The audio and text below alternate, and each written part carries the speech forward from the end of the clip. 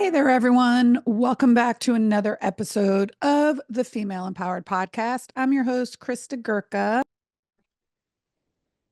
And today's episode is a little bit of a soapbox, I will say. I had this episode is sparked by a conversation or a few conversations I had with business owners at a recent retreat that I hosted for my inner circle business mentors. We had a wonderful time out in Georgia about at this beautiful place called Bay. Um, I will link that in the show notes if I remember to do that. But this place was absolutely amazing. It's like 30 minutes outside the Atlanta airport, and it was spectacular. And once a year, I take the 10 women in the inner circle and we go away for a business retreat and we talk all things business. And we also have some time for free time, walks in nature, fun dinners, and it was just absolutely spectacular. I'm thinking maybe this might be, we found our place, our home to go to each and every year. So, anyways, one of the conversations we had while we were there, numerously when I had with different business owners, was about accountability in teams, how we set accountability in teams, and how sometimes the teams push back on accountability. And so this is like, it's been in my mind, stirring over and over around in my head. And I thought, you know what? If we had this conversation, a lot of us, a lot of other business owners must be having this conversation. So I just decided to come out and do a podcast about it.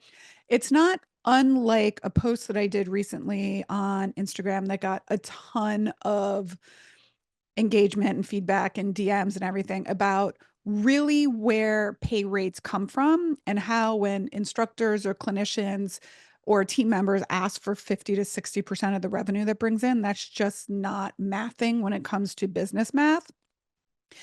And this is another thing, like holding people accountable is what is required in business. It is not being aggressive. It is not being, and let's be honest, like women get called bitchy as a boss because they're holding true to their policies and procedures. And, we also feel beholden to our team members because we feel like if they leave, what are we going to do? We're going to have to step in. We're going to have to work more. What are they going to think of us? What are they going to spread this, you know, knowledge around, like what or feelings around of like what they're going to say about us, and like we internalize that. And so what we end up doing is we end up abdicating like our entire personal power over our business. And I am here to tell you that we work way too hard as owners to abdicate to team members and to abdicate because we don't want to be disliked, or we don't like the confrontation, or we don't like holding people accountable. So, one thing I'm going to say to you as owners is when you signed up to be an owner and you decided to hire people, you have a responsibility to hold them accountable. It's just part of the things we did when we signed up to be business owners.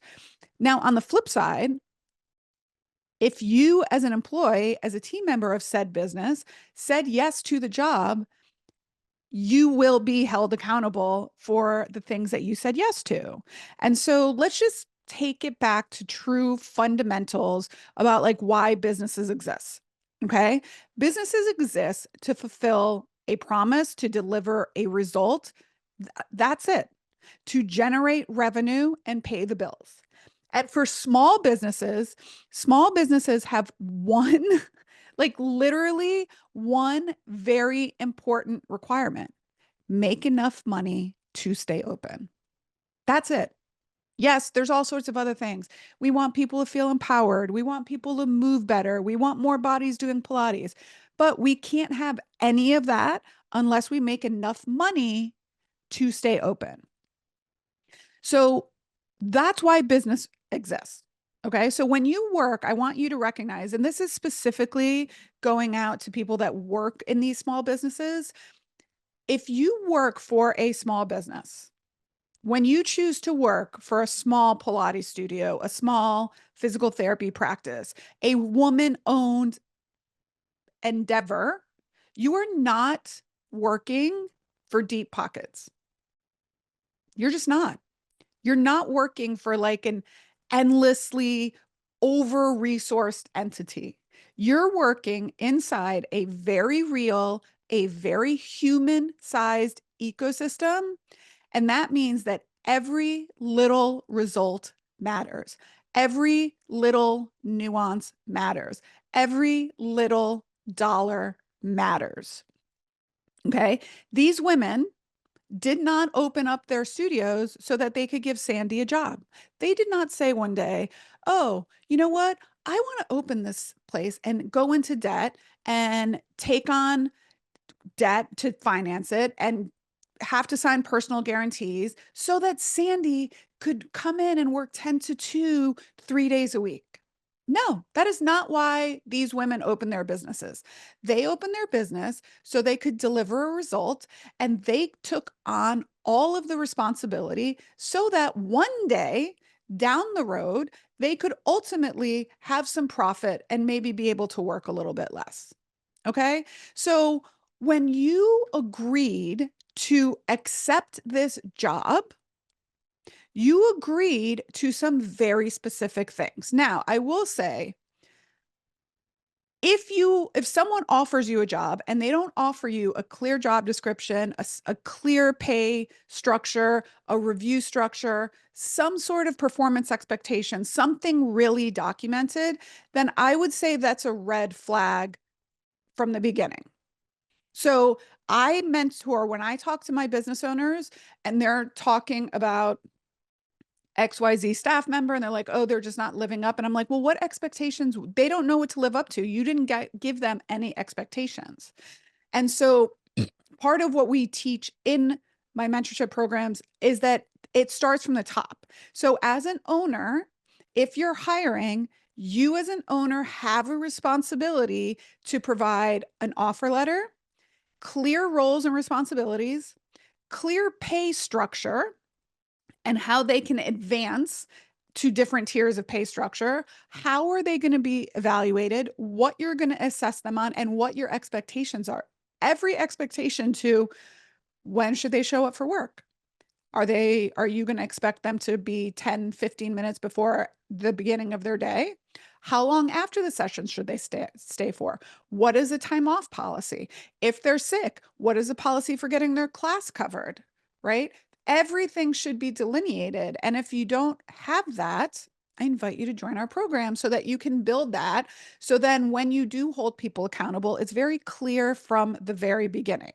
Okay.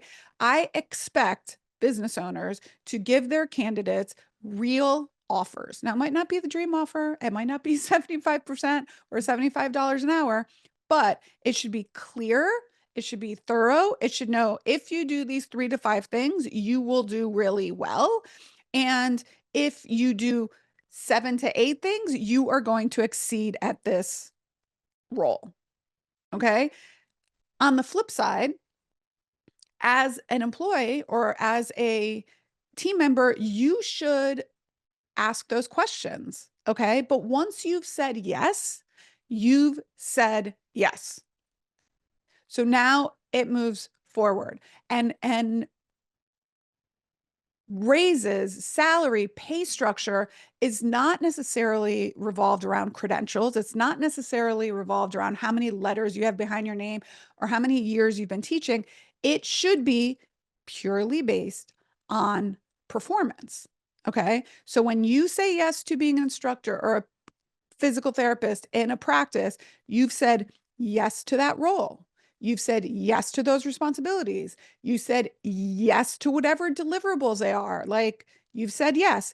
It doesn't come with the caveats of like, well, yes, but I don't want to work at 7 a.m. Or, well, yes, but I don't want to go to the other location if they ask me to go to the other location. Well, yes, but I don't want to do it. I want to take all the time off I want, even if I don't get paid for it. Okay. There's not all of these other, I want to be closed on Memorial Day. I want to have 4th of July off. Well, guess what? We're in the service business. I'm actually recording this podcast on Memorial Day and we are open. Pilates in the Grove is open. We are open every holiday. People are off on those days and they want to come exercise. And so if you're going into this field, you should know you work on holidays. That is par for the course. And by the way, if you don't want to say yes to these roles and responsibilities, if you want to go and take 3 months off in the summer and vacation somewhere, that's fine. There is nothing wrong with that. Just go open your own business. Don't come and ride the coattails of someone else's dream and still want to have like your cake and eat it too. And so there's nothing wrong with any of those things. There's nothing wrong at all with wanting to work 10 to 2. There's nothing wrong at all with wanting to take 3 months off in the summer.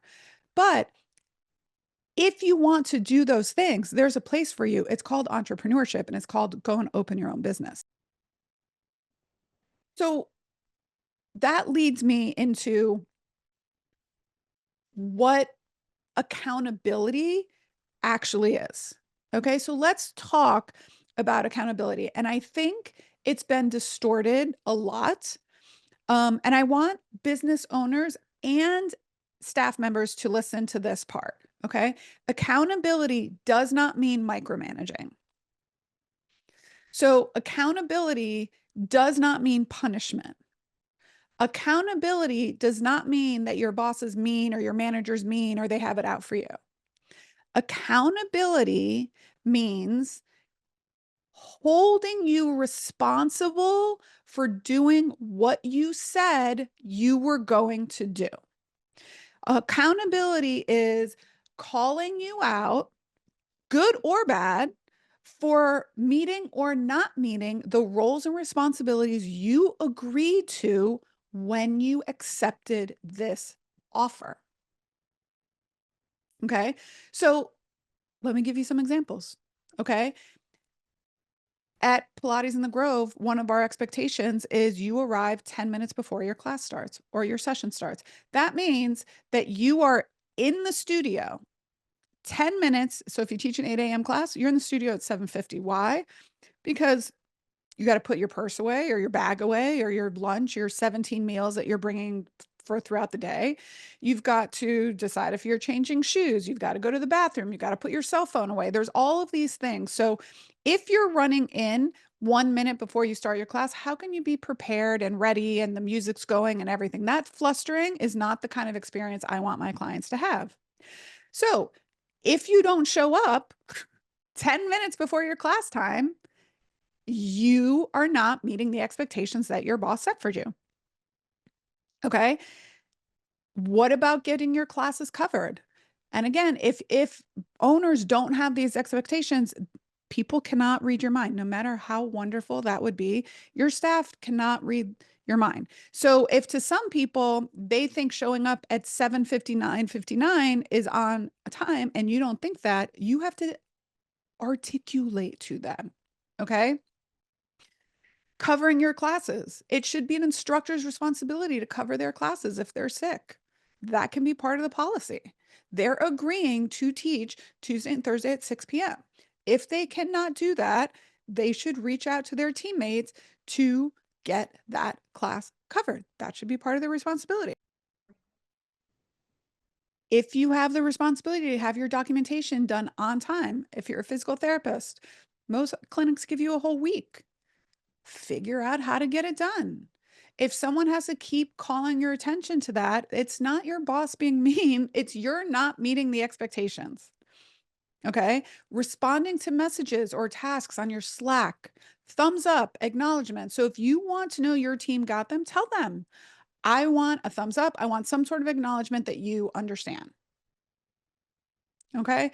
So it's really important on both sides that the owners or managers are able to articulate these processes. They are giving them verbally, they are giving them written, and everything along the way keeps up with how they're going to keep you accountable, what you're going to be assessed on, and what type of follow up are they going to do if you're not meeting their goals. That is not being mean. That is being called a boss or a manager. And what that boss is doing is they're keeping their number one responsibility, which is keeping the business alive so that they can keep paying you. If you're not accountable to your role and responsibility, right? If you're a salaried person and you're taking 7 weeks off a year, not cool. If you're a salaried person and you're like, yeah, I don't feel well today, I'm going to have somebody else cover, recognize that that means that your boss, the studio owner, is paying you, and now they're paying somebody to have to cover you. So it's about staff members seeing the bigger picture, and it's also about staff members, I mean, also about owners understanding that we need to clearly articulate what each and every person is responsible for and holding them accountable. So what happens is if you don't hold people accountable initially, right? It's harder to go back. And so it's also not kind to your people. Like, so you should be telling them from the beginning, hey, I noticed you were a little bit late 3 days this week. I just want to bring your attention to it. I'm going to expect that you're going to be on time, which means 10 minutes before your class time moving forward. There doesn't need to be a discussion. There doesn't need to be like the best answer is, you know what? You're right. I'll get on that. Great. Because owners are worrying about a lot more than just having to have these difficult conversations. They're worried about making payroll. They're worried about making rent. They're worried about marketing, about client acquisition, about liability insurance, about cash flow, about doing the business math so that they make sure that there's enough money coming in the door each and every month so everyone can get paid on time. Okay. Because usually what I have seen too is that the staff members that are the most difficult ones to hold accountable are also the first ones to come to me like, oh, my paycheck was $1.25 short. All right. So help the owners. Help, like in Jerry Maguire, help me help you. Help me help you. Okay. If you are an employee, all your leader, your manager, your boss, your owner is doing is holding you accountable to the expectations that you already agreed to when you took this job. That is not a toxic environment. I'm really tired of hearing owners come to me and saying, oh, my staff member said that they're leaving a toxic manager. And I'm like, what did you do that was toxic? Oh, I asked them to be on time. That's not toxic. That's accountability. Okay. Now, if your manager is or your owner is a total raving lunatic about it, that's a different story. And are there people out there that are like that? Yes. I'm not saying there's not. There definitely is. But the majority of your business owners, by the way, have a visceral reaction to being confrontational. They have a visceral reaction to bringing this to your awareness because inside they are worried that you're going to think they're mean. They are worried that you're going to think they're toxic, and they're not. They're just trying to hold you accountable and they want everyone to win. Most owners feel badly 90% of the time. Okay. And so one of the things I work on with the owners is you are not being a bad boss. You are being a good boss by holding people accountable. Because if you don't hold people accountable, everything goes to the wayside. Your top performers will stop performing, your lower performers will win, and that's not a win for everyone. So if you think about it in terms of like, if you and I had a meeting scheduled, right? We had a meeting scheduled or like a get together. We are going to meet for coffee or something, and you didn't show up. I wouldn't be like, oh, they just didn't show up and like walk away and not say anything. I would text you. I would call you. Hey, where are you? I thought you were coming. Are you not coming? Hopefully you'd have a reason. Like if somebody stood you up at lunch, you would not just be like, oh yeah, whatever. But well, that's what accountability is. So why is it weird? Why is it annoying if your boss comes to you and says, hey, you've been late this week. What's been going on? Or you were supposed to get me that blog a week ago and it's not here yet. Or you were supposed to post that social media thing and I don't have the deliverables yet. That is where things have to change.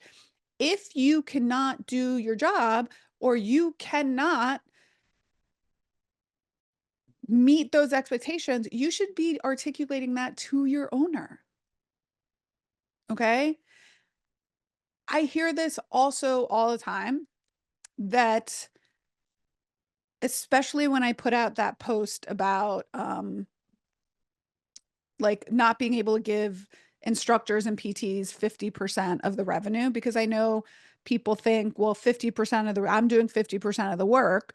But, you know, I think there's a misconception that business owners have all the money. We don't. Okay. Especially if your business is generating, like Pilates in the Grove generated close to $2 million. You know, like you probably like $2 million. Wow. This person must be taking home at least $1 million. They must be making bank. They're doing so well. Why don't they just give me a raise? But let me like zoom out a little bit for you. So let's take it back to when they started this business, right?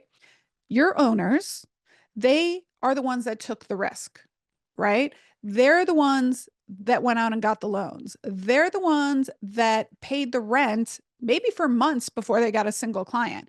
They bought the equipment. They did personal guarantees. They probably lost sleep for years. They probably worked 50 to 60 hours a week from the beginning. And then maybe, possibly, 3 to 5 years into that journey was when they finally started taking home a consistent paycheck and experienced some real profit. Now, for all of you that think that your owners are making bank, I want to tell you one thing. I think there are two women that I have mentored over the last 5 years, and I've mentored hundreds of females, that when they came to me were making six figures. Two.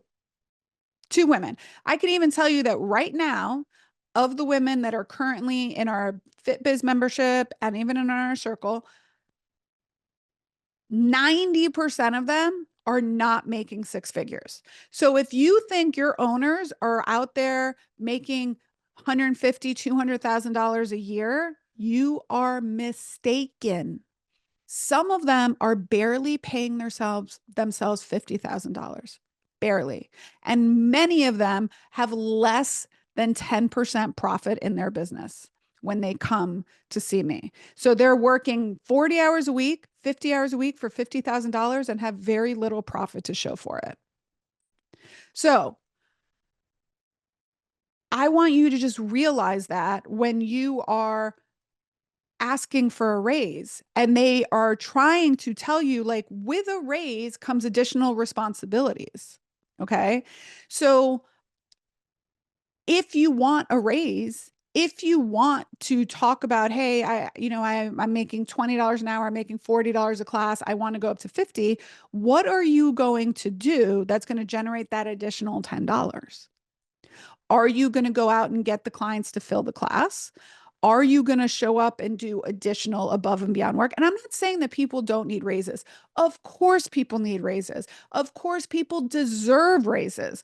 But just showing up and doing your job, that's doing your job. That's what you got hired for. That's what your pay rate is for.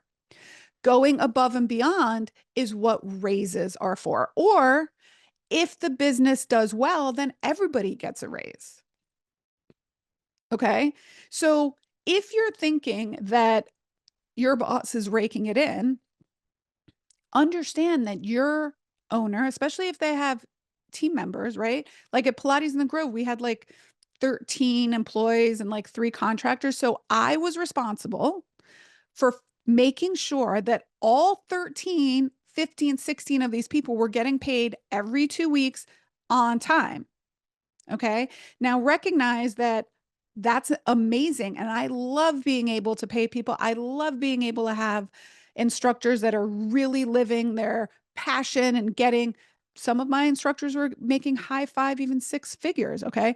But it started as a small idea in my brain that took a huge financial investment and time and energy to go into that. Okay. So if you're an employee who is genuinely bitter about your owner's success, one, I want you to think, really evaluate like how successful you think they are, because 90% of the time I think you're wrong. But the other thing is I'll invite you, like, go open your own business. You go take the financial risk. You go take the personal risk. You go take all the risk and still think that you're going to get up to six figures in salary. Okay.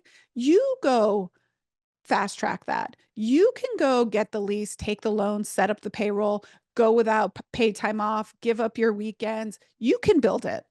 You can do it. Okay. So just remember this when you are working in a small business. We as owners cannot just go up and open up a drawer and be like, oh, yeah, you want to raise? Here you go. Here's another $100,000 for this year. Here's another $10,000 for your raise. It's just, we don't have it. We don't have a small drawer of free money. The margins in boutique fitness and wellness are very small. Okay. There's a lot of overhead because rent is expensive. If you're a Pilates studio, that equipment costs a lot of money and it takes a lot of space. So if you need to have 10 machines, 10 reformers, it's going to cost you a lot of money in rent. Okay. So when owners are trying to figure out how to give people raises, we need to also figure out, like, where is the additional $3 going to come from? Is it going to come from increasing prices? Is it going to come from increasing efficiencies? Is it going to come from, you know, adding one more reformer? Is it going to come? Where is it going to come from? Because we're not just like hoarding onto money. The profit margin that's on average in this industry is like 12 to 15%. And a lot of businesses that are growing are not even there yet, and they're not paying themselves a full salary. Okay. So when we look at raises, and this is what I try to tell the business owners, I'm like, when we're looking at raises for our team, it has to make sense. It has to come from somewhere, right? We can't just like poof, like make it come into existence. We just don't have it. And so the way that I recommend to business owners now, and part of what we teach them in our programs, especially the inner circle, is we have these very specific rubrics, and I've used this with Pilates in the Grove for years, that is very clear on how you can go from making $35 a class to making $45 a class, or how you can go from making $50 a class to making $90 a class. It's very, very specific, which makes it equal and even for everyone to achieve that. And same thing with our administrative team.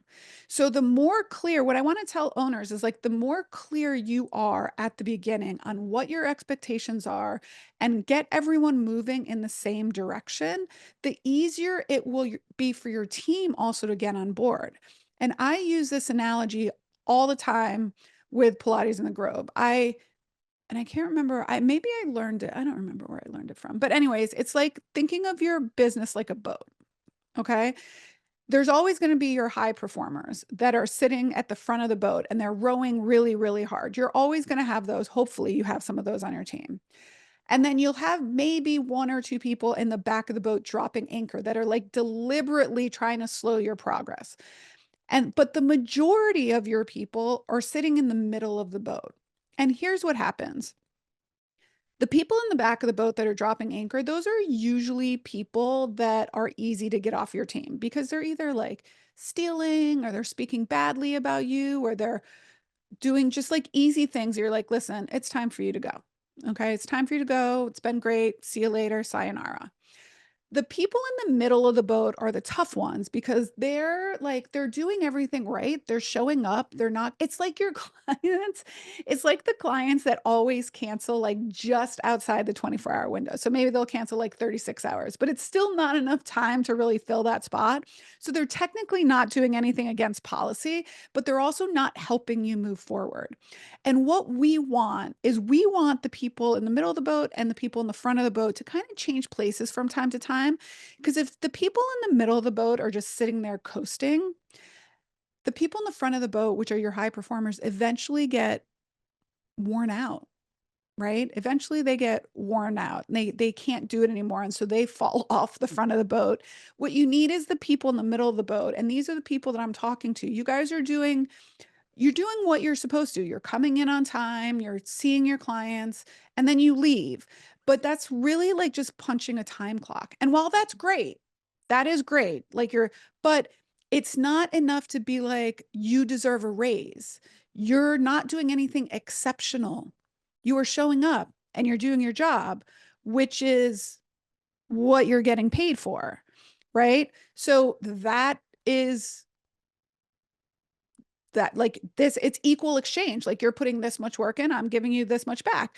Going above and beyond is where you deserve a raise. And that doesn't necessarily mean, it doesn't necessarily mean going to a workshop or a continuing ed and getting more, letters behind your name or certifications. It means really making the life of the business owner easier.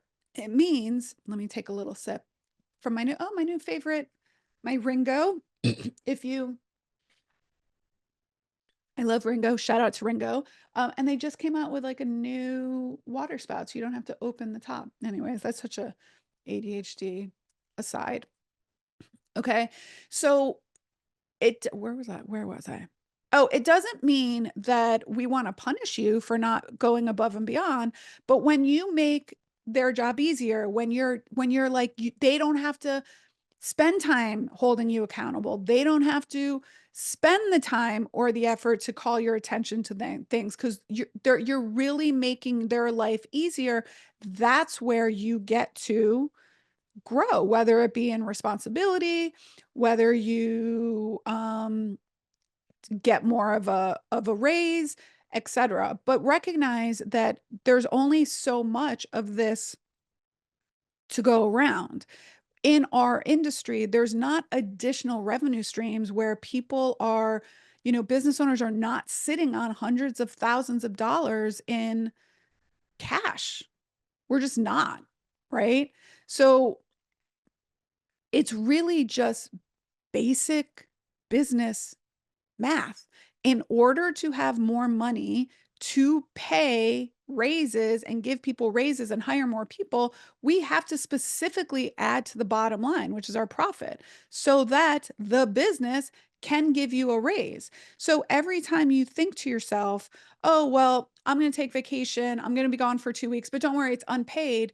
Yeah, it might be unpaid to you, but what you're not seeing is the big picture of, if you leave for 2 weeks, let's say, you're like, oh, they're not paying me, they're saving money. No, they're not. Number one, they have to hire somebody or pay another instructor to cover for you or another PT to see your patients. And let's say they can't, now they lose that revenue. So let's even say on a small scale, you see 15 patients a week or 15 clients a week at $100. That's $1,500. That's $3,000 for 2 weeks that they're losing that revenue. Now, let's say there's 5 people on the team that do the same thing. So 3,000 times 5, that's $15,000 that they are losing in revenue that they may have budgeted at the beginning of the year to meet their goals and their expenses and the new equipment that they bought and all of these stuff. So I want to invite you to think of like you taking time off is, even if it's unpaid, it's not, I don't want to say like it's not a crime, first of all, but people are like, oh, it's a victimless crime, but it's not. It affects everyone on the team. And all of us as owners want you to have time off. We all want you to have time off. You're better when you have time off. But I also want my people to have a job to come back to. Okay. And if they don't if people don't consider like taking 3 weeks off or taking, we had a business owner tell me that she already had someone, it's, what are we in May? We're the end of May.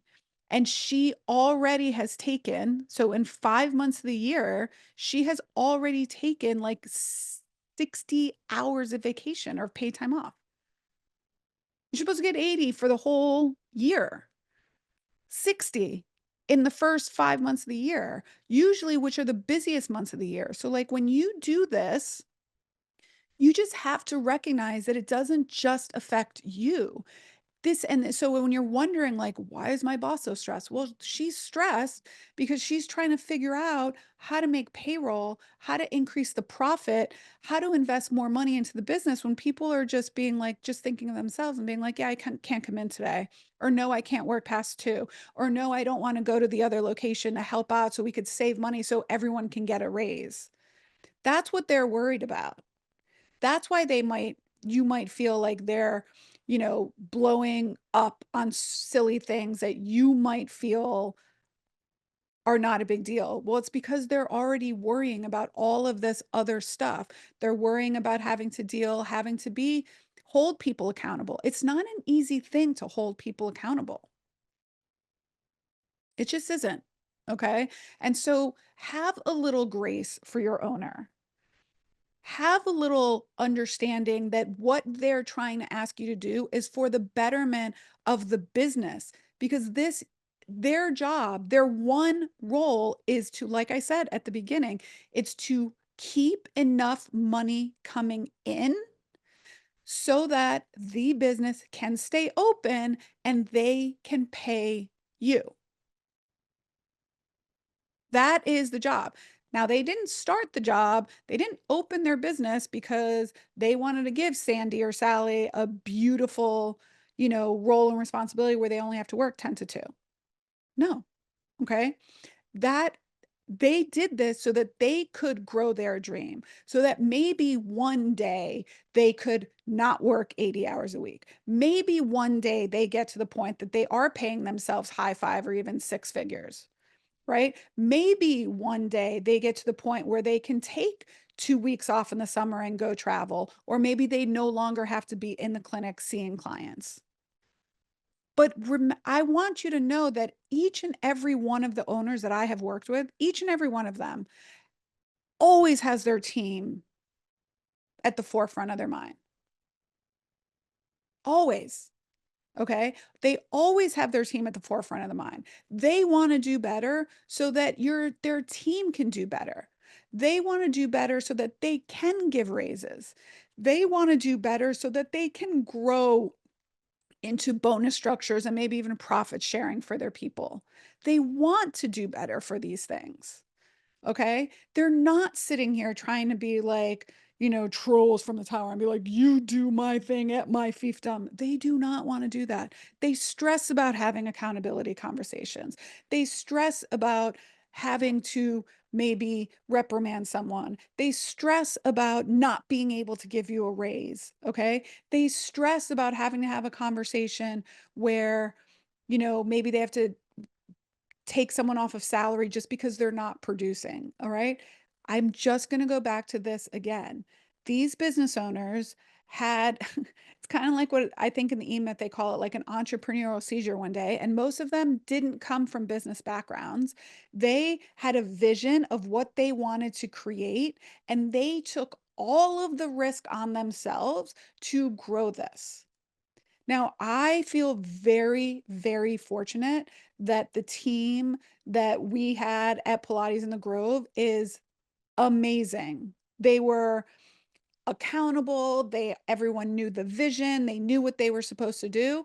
And even the best of teams, did I have to call attention to some things? Yes. But I hope that we had created enough of an environment where I just kept saying to myself, it is my responsibility to bring this up.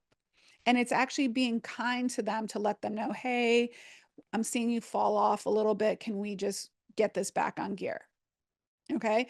And it's why we were able to navigate COVID. It's why we were able to navigate other layoffs and other situations, because everything I built was so that we could keep the financial solvency of the business so that everyone won in the end.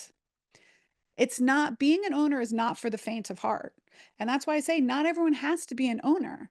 Okay. Not everyone is set out to be an owner. That risk that you're taking, having 10, 12, 15 people that are relying on you for your income, for their payroll, for their rent, for their mortgage, for their kids' tuition payments, it is a big responsibility.